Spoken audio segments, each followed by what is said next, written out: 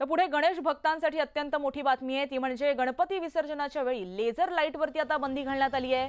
Laser beam लावल्यास कायदेशीर कारवाई देखील केली जाणार आहे। पोलीस आयुक्तांनी पुणेकरांना अशा प्रकारे इशारा दिलाय। तर पुण्यातील गणेश भक्तांसाठी अत्यंत महत्त्वाची बातमी आहे, लेझर बीम लाईटवरती कारवाई करण्यात येणार आहे। ती जर लावली तर कारवाईचे आदेश जे आहेत ते पोलिसांनी दिलेले आहेत।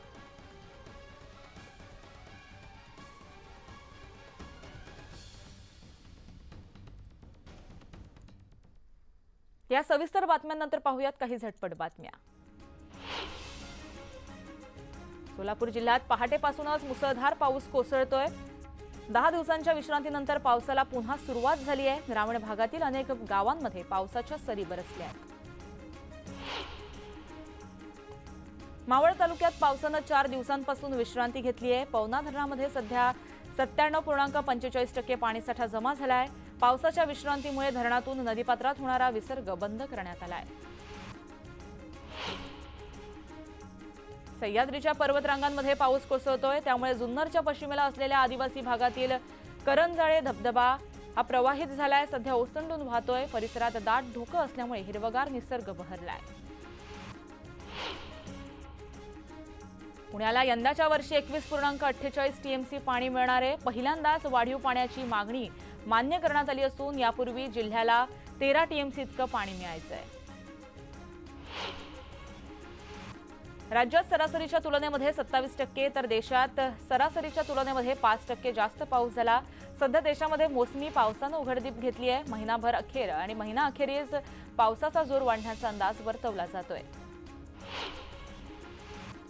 मुंबईला पाणीपुरवठा करणारी बहुतांश धरणं सध्या काठोकाठ भरली आहेत। तरीही मध्य मुंबईतील वरळी, लोअर परेल, करी रोड या भागामध्ये गेल्या काही दिवसांपासून पाण्याचा ठणठणाट दिसतोय।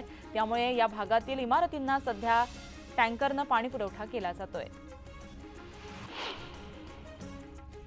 सध्या लासलगाव, मनमाडसह नाशिक जिल्ह्यातील कांदा उत्पादक शेतकऱ्यांसाठी चांगले दिवस आले आहेत। गेल्या आठवड्याच्या तुलनेमध्ये कांद्याच्या सरासरी भावामध्ये 650 रुपयांची वाढ झाली आहे। सध्या कांद्याला प्रति क्विंटल 3390 ते 3550 इतका भाव मिळतोय। नवीन कांदा येण्यास असणारा अवधी आणि शिल्लक असणारा उन्हाळी कांदा बाजारामध्ये आल्यामुळे भाव वधारल्याचं कळतंय। गेल्या आठवड्यापेक्षा हे दर प्रति क्विंटल 250 रुपयांनी वाढले आहेत। यामुळे कांदा उत्पादक शेतकऱ्यांना मोठा दिलासा मिळाला आहे। मावळ तालुक्यामध्ये पावसानं सध्या ओढ दिली आहे, त्यामुळे भाताच्या पिकांना जीवनदान मिळालंय। मागच्या आठवड्यामध्ये पावसानं हाहाकार केला होता। यात आंदरमावळामध्ये खचरातून भात शेती वाहून गेली होती, परंतु आता पावसानं विश्रांती घेतल्यानं इंद्रायणी पिकाचं भाताचं पीक हे आता उभारी घेऊ लागलंय। पुण्यात अखेर झिका रुग्णांची साखळी तुटली आहे। मागील 3 दिवसात एकही नवा रुग्ण सापडलेला नाहीये। शहरातील झिका विषाणूचा धोका कमी झाल्यानं पुणेकरांनी सुटकेचा निश्वास सोडलाय।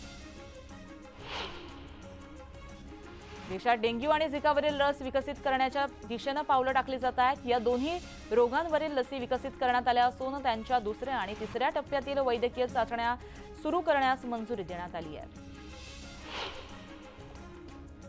नाशिकमधील गंगापूर धरण उजळून निघालंय। 78व्या स्वातंत्र्य दिनाच्या पार्श्वभूमीवर नाशिकमधील गंगापूर धरणावर तिरंगी रंगाची सजावट करण्यात आली आहे। हर घर तिरंगाच्या पार्श्वभूमीवर नागपूर जिल्ह्याच्या पेंच नदीवरील नवेगाव, खैरी या धरणावरती तिरंग्याची आकर्षक रोषणाई करण्यात आली। या रोषणाईमुळे धरणातून होणारा विसर्ग अधिक खुलून दिसतोय। स्वातंत्र्य दिनाच्या निमित्तानं भुसावळमधील हतनूर धरणावर आकर्षक रोषणाई करण्यात आली आहे। तिन्ही रंगाच्या रोषणाईमुळे धरणाच्या सौंदर्यात भर पडली आहे। प्रखर प्रकाश देणाऱ्या दिव्यांचा यासाठी वापर करण्यात आला आहे। पालघरच्या सूर्या प्रकल्पाच्या धामणी धरणाला तिरंग्यांनी रोषणाई करण्यात आली आहे। काल मध्यरात्रीपासून या धरणाच्या 5ही दरवाजांना तिरंगा ध्वजाची विद्युत रोषणाई करण्यात आली असून या आकर्षक नजारा पाहण्यासाठी नागरिकांनी मोठ्या प्रमाणात गर्दी केली आहे।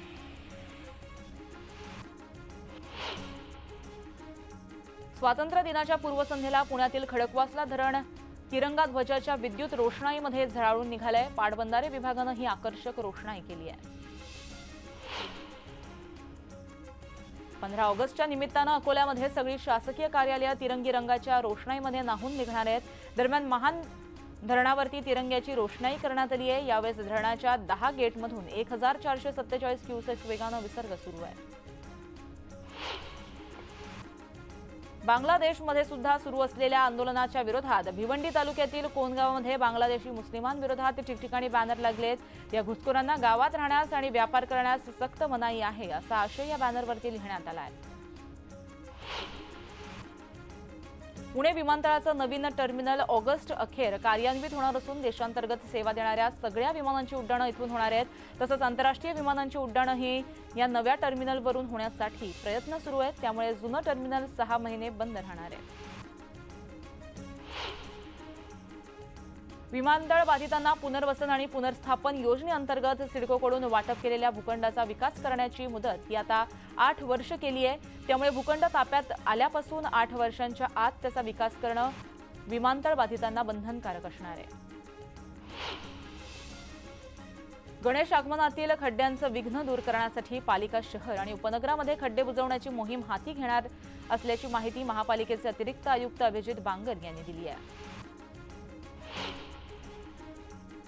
मुंबईसह महाराष्ट्रातील सर्व गोविंदांचा विमा उतरवण्याची मोहीम सुरू केली आहे। या संस्थेनं गोविंदांचा विमा संरक्षणासाठी 24 ऑगस्टपर्यंत अर्ज भरण्याचं आवाहन केलंय। या विकेंडला सलग सुट्ट्या आहेत, त्यामुळे विविध मार्गांवर गाड्यांमध्ये प्रवाशांची अतिरिक्त गर्दी होण्याची शक्यता आहे। त्यामुळे मुंबईहून गोव्याला जाण्यासाठी 15 ते 17 ऑगस्ट या विकेंडसाठी कोकण रेल्वे विशेष गाड्या चालवणार आहे। नागपुरातील इंदिरा गांधी वैद्यकीय रुग्णालयात रुग्णसंख्या वाढली आहे, मात्र बेडची संख्या का वाढली नाही असा सवाल नागपूर खंडपीठानं केलाय। रुग्णालयात 870 खाटांची मागणी वैद्यकीय शिक्षण संचालनालयाकडून करण्यात आली आहे, मात्र 3 महिने उलटूनही निर्णय न घेतल्यानं मुंबई उच्च न्यायालयाच्या नागपूर खंडपीठानं नाराजी व्यक्त केली आहे। महाराष्ट्रातील सर्व कंत्राटदारांना भेडसावत असणाऱ्या समस्या जाणून घेण्यासाठी लोणावळ्यामध्ये 1 दिवसीय अधिवेशन घेण्यात आलं। अधिवेशनामध्ये महाराष्ट्रभरातून आलेल्या कंत्राटदारांनी आपल्या समस्या मांडल्या। राज्य सरकारनं पुढील 8 दिवस मागण्या मान्य न केल्यास हायकोर्टात याचिका दाखल करणार असं सुद्धा सांगण्यात आलंय। चाळीसगावमध्ये कंटेनर खाली आल्यानं 4.5 वर्षाच्या बालकाचा दुर्दैवानं मृत्यू झाल्याची घटना घडली आहे। घटनेनंतर संतप्त झालेल्या नागरिकांनी कंटेनर चालकाला मारहाण केली। ट्रकच्या काचा फोडून नागरिकांनी ट्रकही जाळला। अहमदनगरच्या शेगावमधील खानापुरातील कॉन्क्रीट रस्त्याच्या निकृष्ट दर्जाच्या कामाची दुरुस्ती करा अशी मागणी नागरिकांनी केली आहे। दुरुस्ती न केल्यास 7 दिवसानंतर रस्ता रोको आंदोलन करून ग्रामपंचायत कार्यालयासमोर ठिय्या आंदोलन करण्यात येणार असं लेखी निवेदन देण्यात आलंय। पुणे जिल्ह्यात लाडकी बहिणी योजनेला उत्तम प्रतिसाद मिळतोय। जिल्ह्यातून तब्बल 9,73,000 अर्ज दाखल करण्यात आले। त्यापैकी 9,34,000 अर्जांना मंजुरी देण्यात आली आहे, तर 39,000 अर्जांची अद्यापही छाननी सुरू आहे।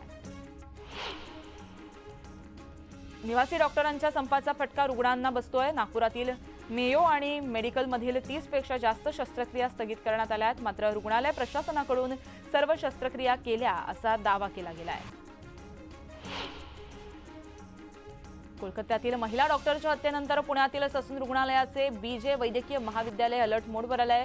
महाविद्यालयातील निवासी महिला डॉक्टरांच्या सुरक्षेत वाढ करण्यात येणार आहे, तसंच सीसीटीव्ही कॅमेरे सुद्धा वाढवले जाणार आहेत। वर्ध्यात शासकीय वैद्यकीय महाविद्यालयाच्या मागणीसाठी आंदोलन करण्यात आलं। जाम इथे तालुका संघर्ष समितीच्या वतीनं बेमुदत साखळी उपोषण केलं जात आहे। या आंदोलनाला सरपंच संघटनेनं पाठिंबा दिलाय। शिक्षण मंडळानं 10वी आणि 12वीच्या परीक्षांचं संभाव्य वेळापत्रक जाहीर केलंय। यंदा दरवर्षीपेक्षा 10 दिवस अगोदर परीक्षा होणार असल्यानं शिक्षकांनी आक्षेप घेतला आहे। यामुळे विद्यार्थ्यांचे अभ्यासाचे नियोजन बिघडणार असून सराव परीक्षा आणि अभ्यासक्रमावरही याचा परिणाम होणार असल्याचं शिक्षकांनी म्हटलंय। 11वी प्रवेशाची दुसरी विशेष प्रवेश फेरी जाहीर झाली असून यामध्ये आता 27,639 विद्यार्थ्यांना प्रवेश मिळाला आहे। मात्र पहिल्या फेरीनंतर दुसऱ्या विशेष प्रवेश फेरीतही नामांकित महाविद्यालयातील प्रवेश पात्रता ही गुणांत मोठी घट झाली आहे। शिक्षण हक्क कायद्याअंतर्गत 25% राखीव जागांसाठी प्रवेश प्रक्रिया राबवण्याचा दिलेला आदेश हा केवळ राज्य शिक्षण मंडळालाच नाही तर सगळ्या शिक्षण मंडळांना लागू आहे असं उच्च न्यायालयानं स्पष्ट केलंय। या शिक्षण मंडळाशी संलग्न खासगी शाळांनी सध्याच्या विद्यार्थी संख्येपेक्षा अतिरिक्त प्रवेश देण्यास हरकत नाही असं सुद्धा नमूद करण्यात आलंय।